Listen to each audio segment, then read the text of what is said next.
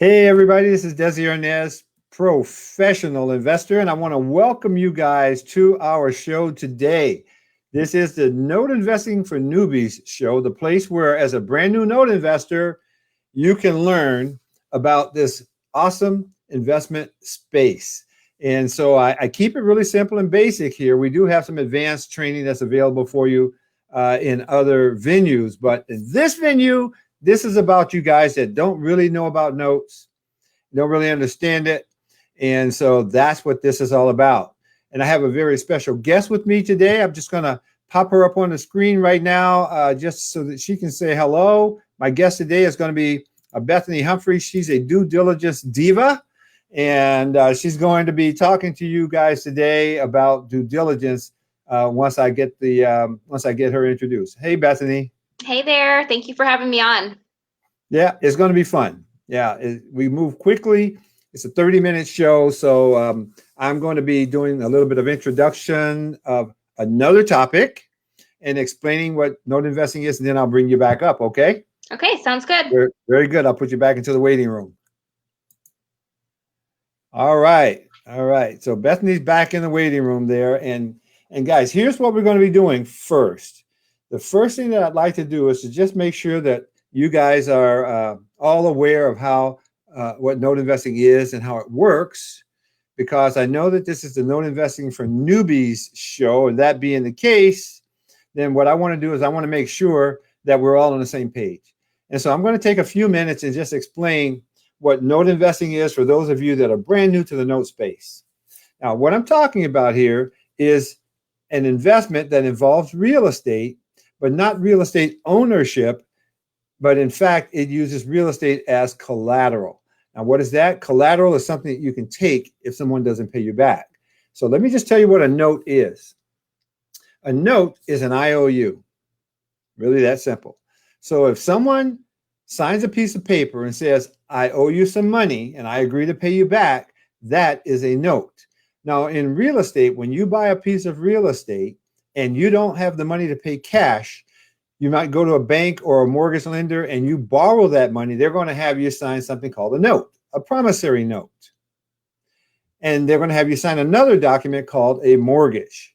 Now, the promissory note says that I agree to pay you back the money, whatever, $1,000 a month for the next 30 years or whatever it is.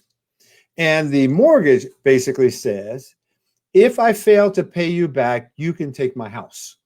So the mortgage provides the collateral or the lien on the real estate. So that's what we're talking about. Now, what you may not know is something that I didn't know for a long time. And that is, I could actually buy someone's mortgage, and so can you. I know that sounds strange, that you could buy their mortgage. But when banks make mortgage loans, it's not unusual for a bank to transfer that loan to a different lender.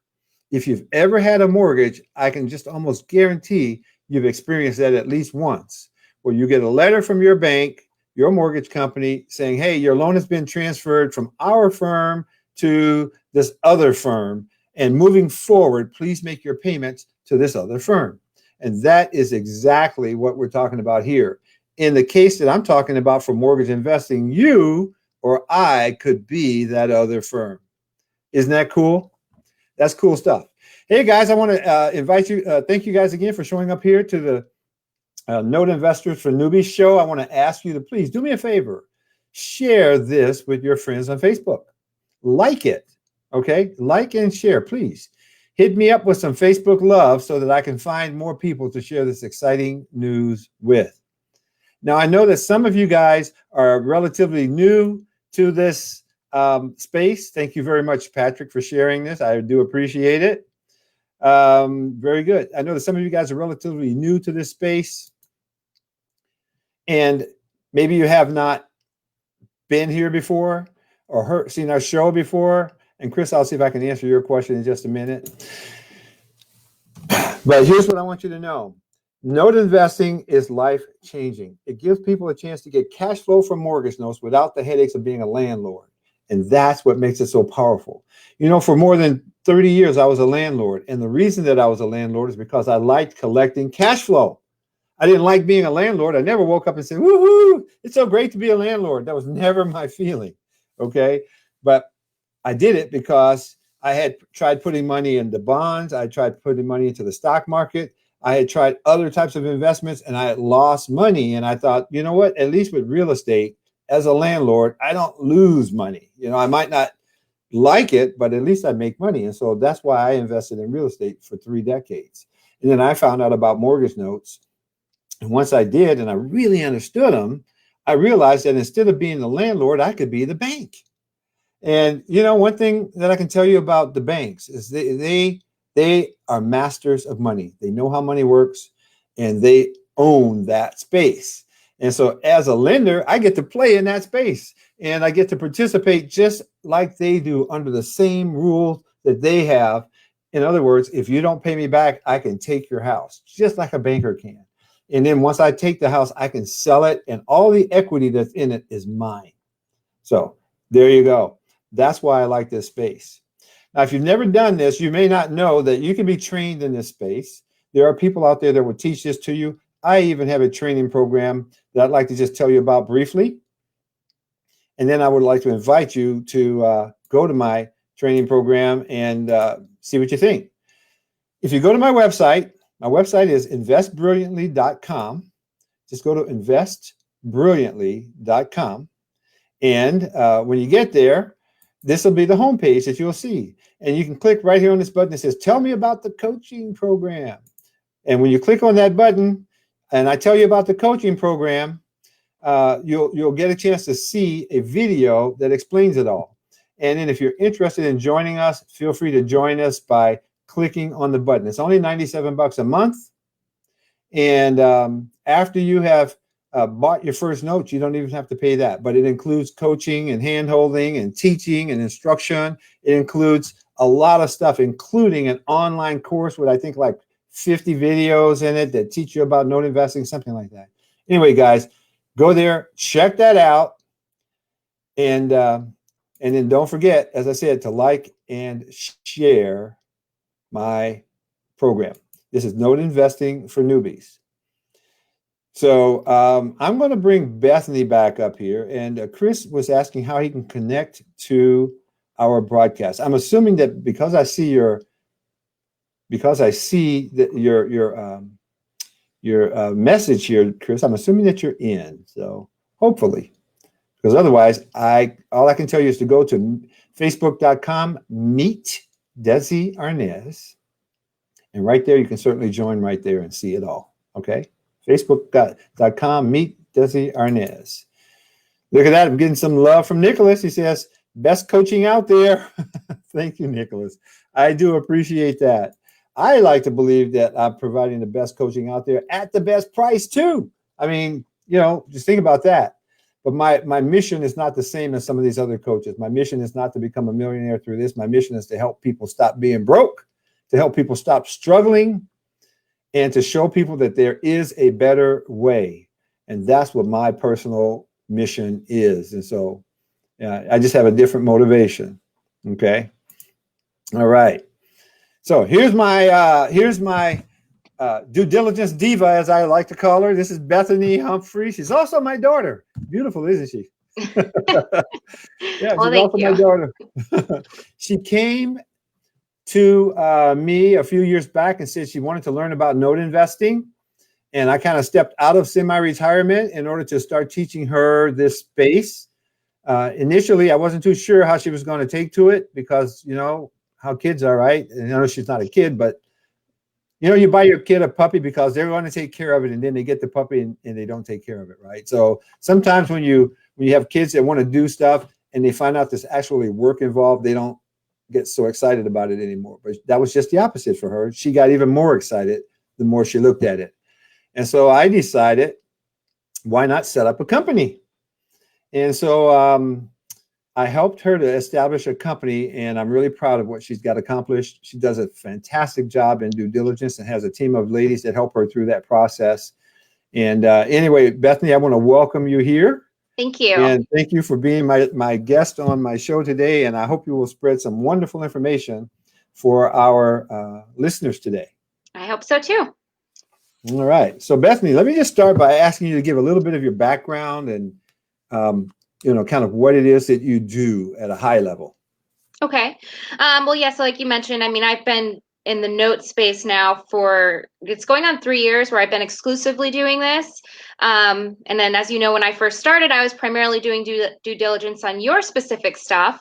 And so now with ACI Legacy Group, we provide basically turnkey investments for people. So people who want to have high yielding, safe, collateral backed, but maybe they just don't have the time or the desire to, learn about all of this, everything that's entailed with it, and doing all of the due diligence and, everything on a specific asset. So we just provide basically turnkey investments for people. And so what I do now that we've established a team, is I really oversee everything that they're doing. And so I have a couple girls who do our due diligence right now, and they're really doing a lot of just digging deep into these assets to see if it's something that we would even want to invest in, let alone to share to other people to purchase. So we have, of course, our own set criteria, but we will analyze those assets. We do deep digging and due diligence on each of them. It takes a couple of weeks typically, even just to get through all of it. So that goes to show just how much effort and time we put into these things to make sure that they are truly safe investments. And I just oversee all of that. Well, I can tell you what, I've been super duper impressed. And I just want to share this with these guys. When I was a new investor, there was no one out there doing what Bethany's doing. And the company that she's established, there was nobody doing that. And I bought my first, I don't know, half dozen or more notes, and had to do all my own due diligence. And I thought that I was pretty organized. And I came up with this little due diligence checklist of maybe a dozen things. Check this out, check that out, and so forth. And I thought I was doing something. Bethany, tell me about your due diligence checklist now. How big is it, and how scary is it? It's pretty big, and we're always adding to it. Just today we ran into something new that we've never run across that has now been added to our list. But I mean, I'd say that it's over 120, 130 points. I don't even know the specific number, but there's a number of things that we do.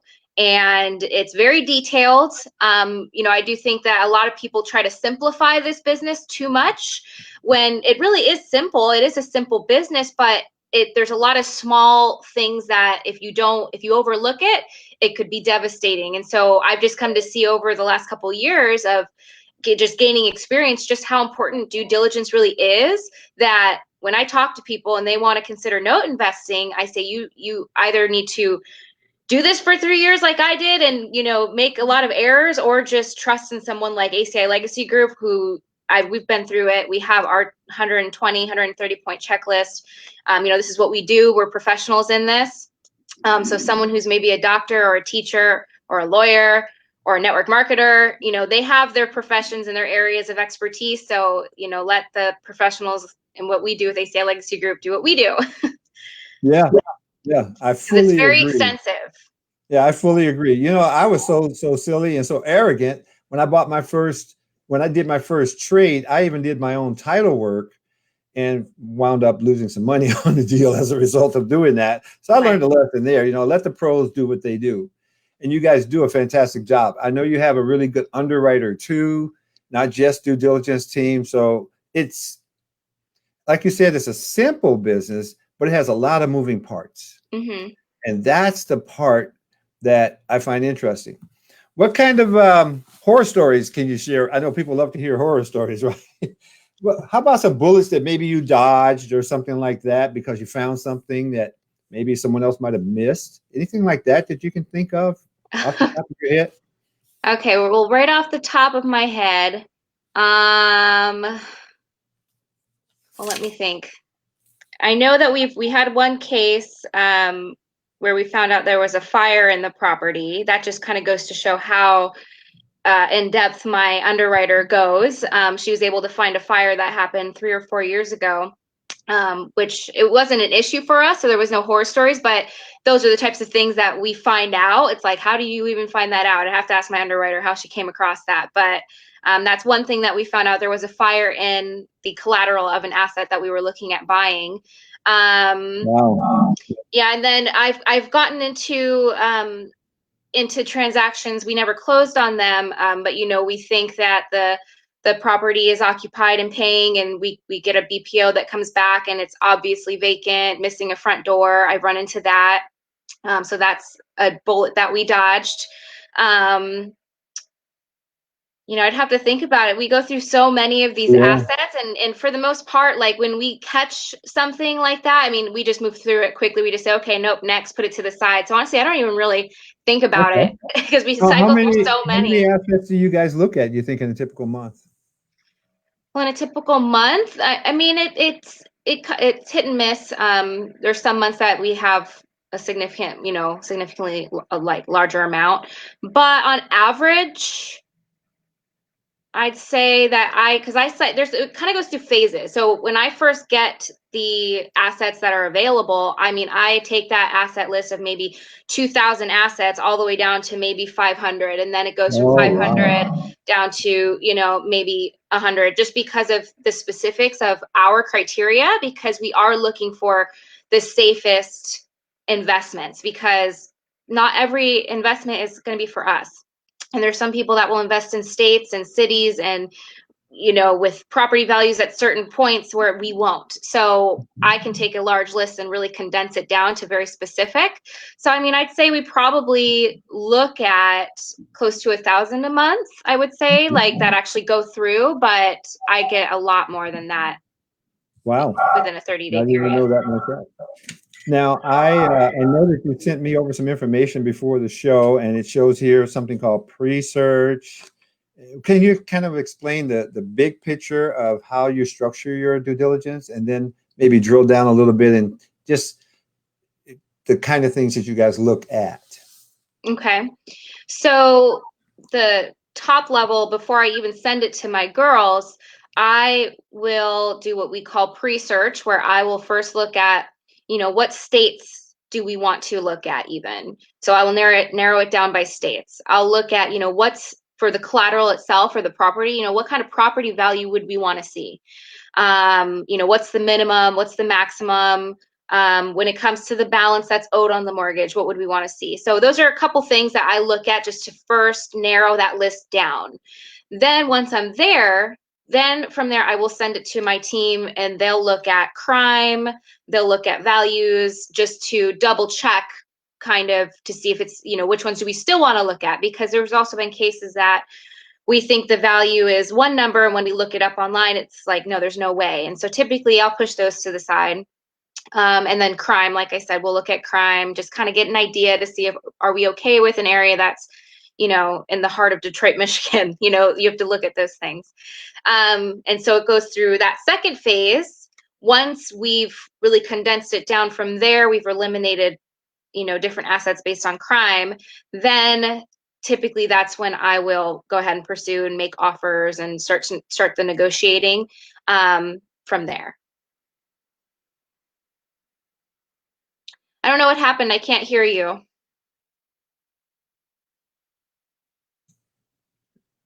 Oh, okay. Can you hear me now? Yes. Okay, good. So that's not all the due diligence that you do at that point, though. I mean, you're just still getting started at that point, right? Oh yeah. I mean, half the time, if I get 10 of them that we decide to push through to due diligence, I mean, typically we cancel on at least a couple of those because of other factors that we run into once we start to really do our digging. So that's just the initial, research.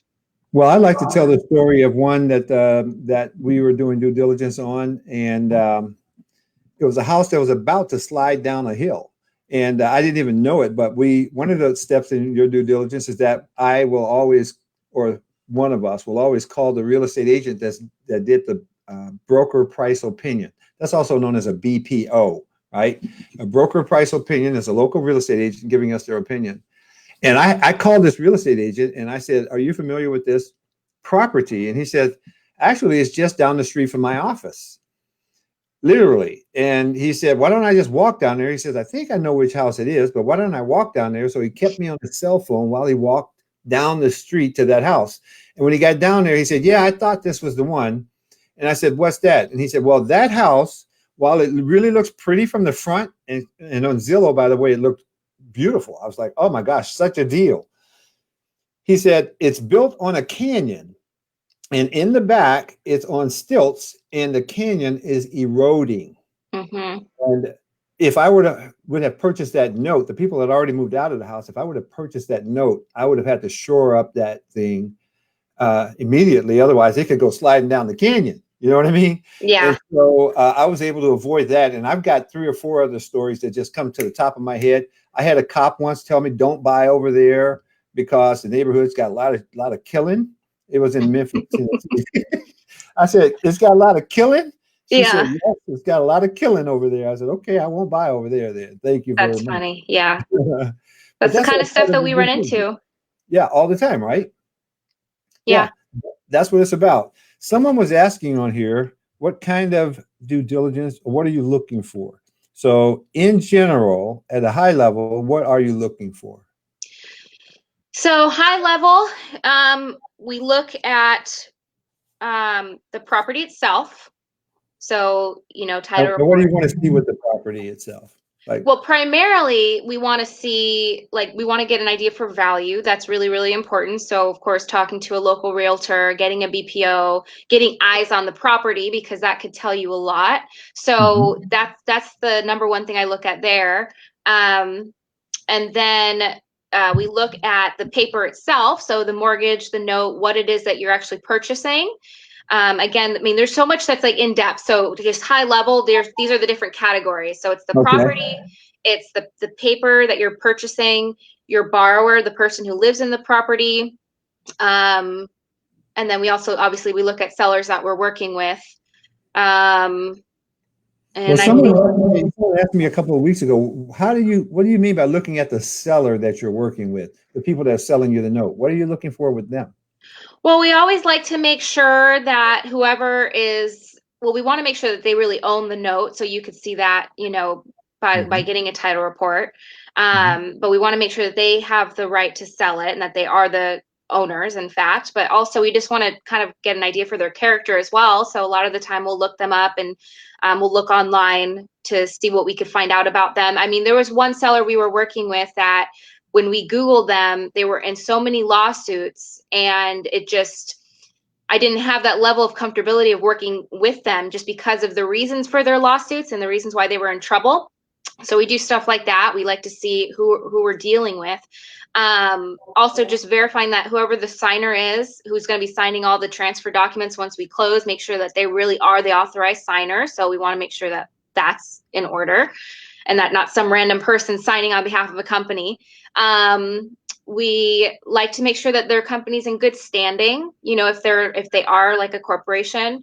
Sometimes there was one case I was working with an individual who he was new to this industry, new to the note space, that I called around to people that he knew, just from our conversations, just to try to get some references so I could determine whether or not this person was someone I can trust.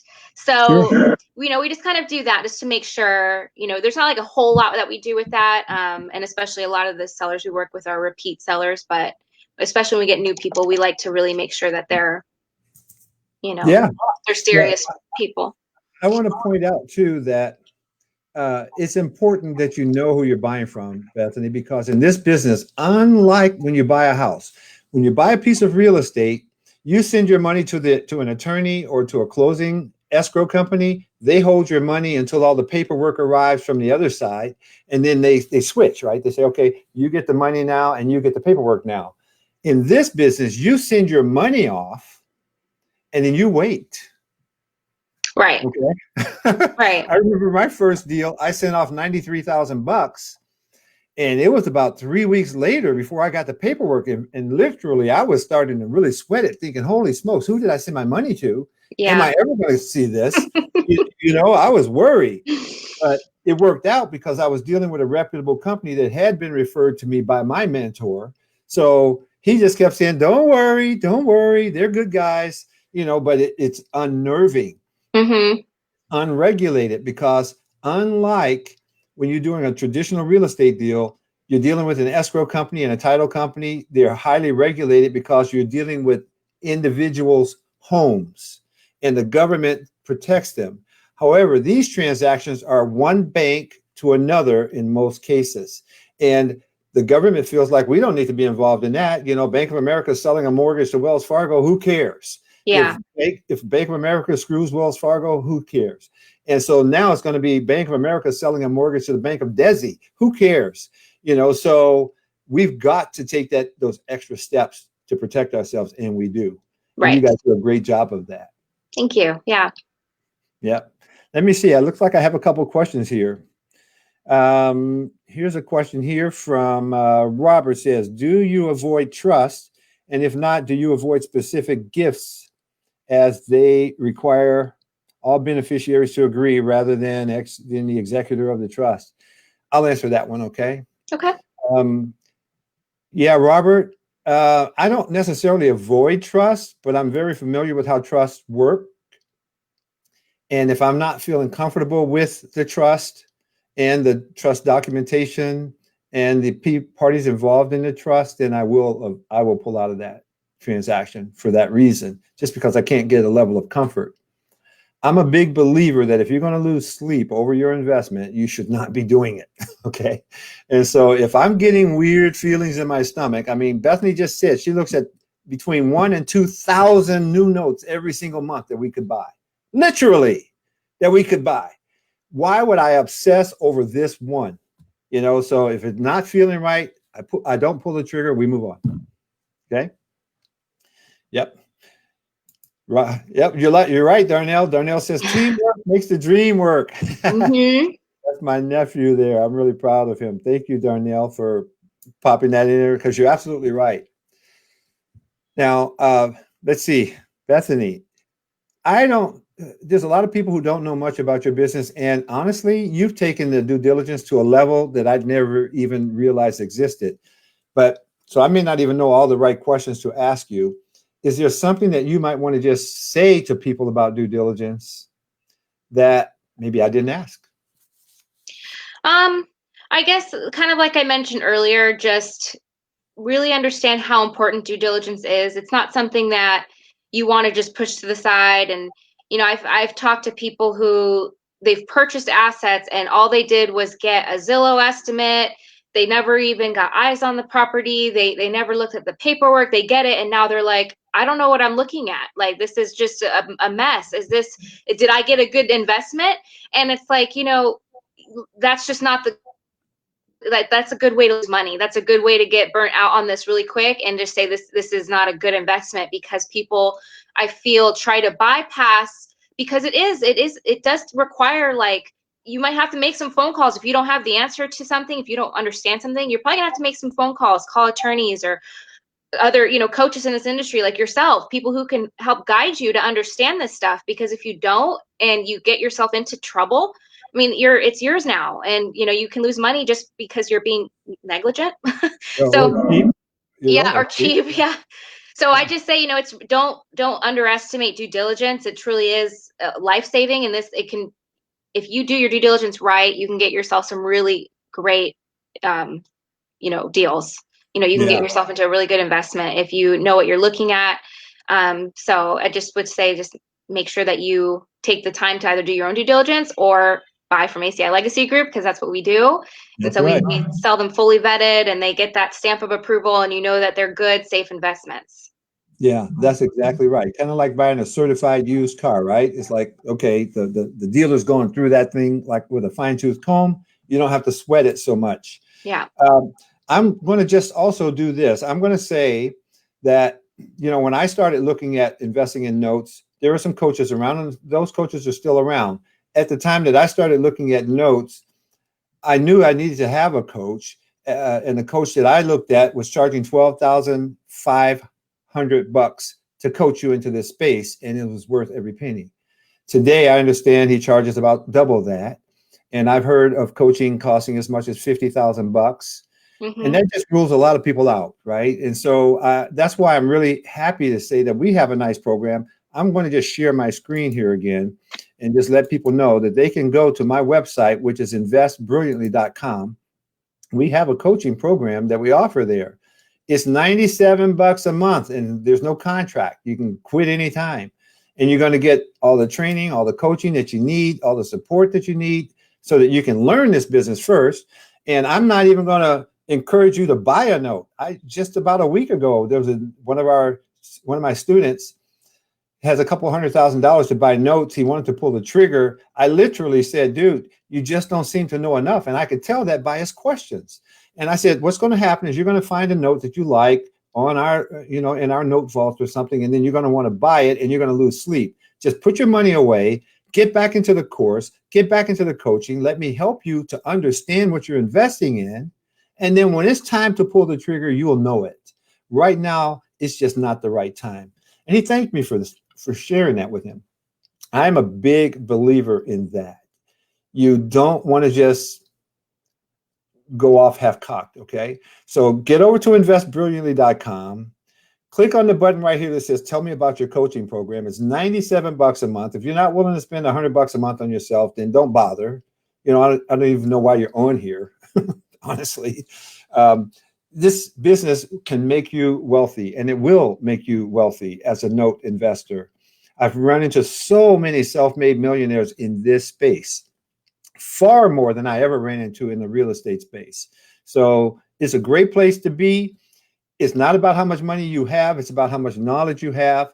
And if you have the knowledge and you know how to put the deals together, there's plenty of people out there with the money. Your job is to be the person that they can count on to put them into a good deal. And you can make a wonderful living, get lots of residual income coming in every month.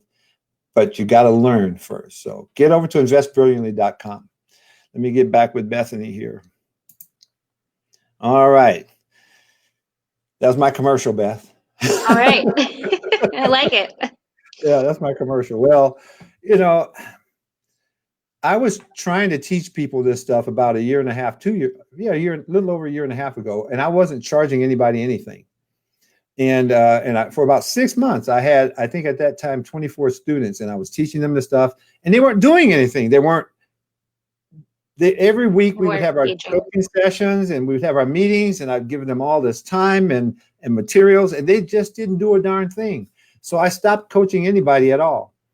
And lately, I think maybe 1 year ago, maybe 9 months ago, I started coaching a few people, and that was only people who had money. If you have money to buy a note, I would coach you. And then in April, we would launch this program where even if you don't have money to buy a note, or if you have the money but you're not ready to buy a note, we'll coach you, and that's where the $97 a month comes in. And they get access to your training. Check this out. This coaching sheet that you gave me, right? This pre-search sheet. I mean, this is great stuff. Pre-search, a second page on here is for due diligence. I mean, this is the stuff that just protects your investment. And Bethany did a great job putting this together. Her company does a great job of providing assets, vetted assets for investors that want to make money. Okay. Erica says, good to see your face. Hey, Erica. Yeah, well, it's good to be seen too. When you get to be my age, you're just happy you're still around. You'll be around for a lot longer. Yeah, I hope so, man. I sure Another hope so. 50 years. I've enjoyed myself. And I'm going to just open this up. If anybody has any questions for Bethany before we wrap it up, if you want to put them into the chat, I'll be happy to answer, read your questions and then have her answer them for you. It says I have a few messages below here. Let's see what we got. All right.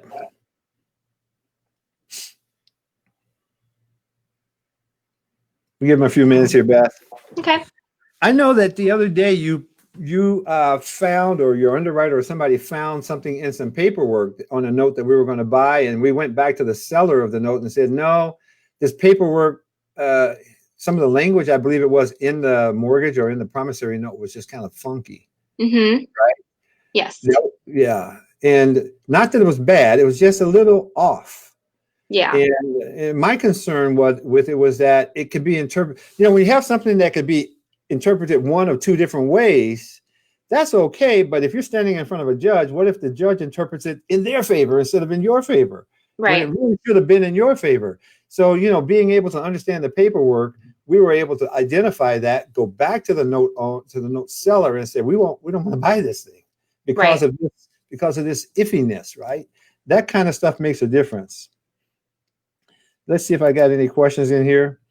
All right. It looks like we don't have any questions. Oh, Darnell says, Bethany Humphreys, I need that sheet. Oh, I'll get it Yeah. over to you. Darnell, you're going to get it. You're a student, dude, so you get it. Yeah, our students get our materials, right? We don't hide stuff from you guys. We do have our secret sauce in our due diligence. There's a few things in our due diligence that we have as proprietary stuff, right? But we certainly tell you everything you need to know so that you can safely buy notes. But that's what we do. So since we don't have any other questions, Bethany, I want to thank you so much for your time today. Thank you for all the good work that you do. And I know that if our 80 students were on this video here, because that's about how many we have now, I think 81 or 82, I'm sure they would all say that you do a fabulous job. Oh, well, And thank you. yeah, you help us all sleep better at night, because we know that if you've gone through it and your team has gone through it, we're good to go. Yep. All right. Okay. So Jeffrey Wolf does ask one question here. He says, with COVID, here, I'll put it up on the screen here. There you go. So what states are we staying away from? I haven't really made any adjustments to what states we're buying in. I've noticed like a few states, things have slowed down a little bit. Like I know in Indiana, things were really slow because I personally have an investment out there right now with a partner. And so, but I haven't really stopped looking at certain states. I've actually even expanded our search a little bit just because things kind of slowed down a little bit due to COVID. So I've kind of expanded our, what states we even look at. So here's what I would tell you, Jeffrey. One of the things we're concerned about with states, I don't know if I'm getting feedback, Bethany. Can you mute your phone there? Or mute your. Okay. One of the things that we're concerned about with the various states is not COVID, by the way, because that's kind of national. We can't really avoid that wherever we go. It's more the judicial system within the state. That's the number one thing. There's some states that are friendly towards lenders, and there are some states that are hostile towards lenders and mortgage companies. They tend to be, and I hate to say this, but they tend to be politically aligned with red and blue. The red states tend to be a little bit more friendly towards lending, and the blue states tend to be a little bit more aggressive towards lenders. And so some of the states, especially in the Northeast, are kind of scary in that it could take you, rather than taking you, 5 months to foreclose, it could take you 5 years to foreclose, and you could have somebody living in your property for 5 years and you're not getting a dime. That's the kind of stuff that we stay away from. Okay. And New York State, for example, is one of those states. And, but for the most part, COVID hasn't impacted us in that sense. There are some people that are struggling to pay, but then there are other people that are taking their stimulus checks and getting themselves caught up. And so it's been a little bit of both. Yeah. So when I just wanted to piggyback, when I said that some states are slower, I guess I should have specified some market conditions, like in certain cities have slowed down. So, if you're looking at like the property itself, that's kind of what I was referring to. It's just that due to COVID, it's kind of slowed the markets down a little bit in certain areas, but it hasn't, like you said, it hasn't affected us when it comes to purchasing. So, Nope. COVID hasn't affected us. So, No. Angela says, when you're in due diligence, let's see here. I don't know the rest of the question, Angela, but thank you. Yeah, we're in due diligence. Basically the way the process works is Bethany does a pre-search, that's preliminary research. Then she makes an offer, and then she has a period of time to conduct complete due diligence. She'll receive a bunch of documents, right, Bethany, from the seller of the note? Yep, we receive a full package of items. Yeah, and then you guys will go through those items, and at the same time, you're also doing some other things, which they'll learn in the course, by the way. They'll learn all that in our class. Yeah. But they'll go through that, and then at the end of that process, if you like the results of what you found during due diligence, then you buy the note, right? Your company buys the note. Yeah. If you don't like, you guys pull out of the deal, cancel the contract, right? Yeah. And we typically, you know, we try to get through the red flags and reasons for canceling as early as possible. You know, we don't want to go through a transaction for 2 weeks and back out last minute. That rarely happens, but yeah. Okay. Yep. All right. Well, it looks like that's the last of our questions, Bethany, and we are 10 minutes over our time, but I do want to thank all you guys for participating in there today and hanging in there. Share, please share and like this video. Get it out there for me because we're spreading the word. We're helping a lot of people to get out of the state of poverty. Okay. So that's what I'm trying to do. You don't have to be broke. This is America. Don't forget that. You don't have to be broke. And if you are broke, then you're not listening to a darn word I'm saying. Okay. You don't have to be broke. Trust me on that. We can show you guys how to make a lot of money, how to build, and how to help a lot of other people get their money into safe investments where they can make a lot of money. It's a win-win-win all the way around. You'll love it. Get over to investbrilliantly.com, share, and like this podcast, this broadcast, and have a great, great day, guys. God bless you all. See you Bye. next week. All right. Thank you, Bethany.